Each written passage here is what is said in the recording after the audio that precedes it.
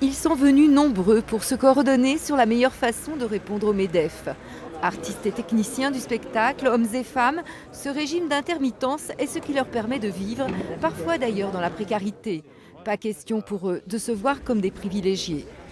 On a l'impression quand même que notre statut dérange parce que je crois qu'il est très très mal compris. Ça me renvoie 10 ans en arrière. Voilà, j'ai l'impression qu'on n'a toujours pas avancé, j'ai l'impression qu'on se bat toujours contre des moulins. Aujourd'hui, l'enjeu, c'est la culture, l'avenir de la culture en France.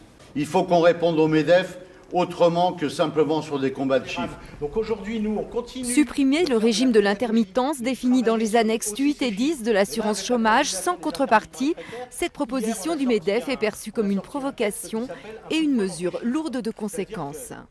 Plus d'annexes 8 et 10, soyons clairs, c'est un séisme qui fait que la culture française, qui est un des fleurons de notre pays, se verrait tellement amputée qu'on n'existerait plus sur le plan du rayonnement culturel. Donc ce sera Contrairement aux chiffres avancés pour justifier la suppression du régime d'intermittence, celui-ci ne représenterait que 3,5% du déficit de l'assurance chômage, selon les artistes présents. Et il y aurait une façon très simple de faire des économies. On veut revenir à quelque chose qui existait avant 2003, qui est la date anniversaire, en 12 mois, avec 507 heures.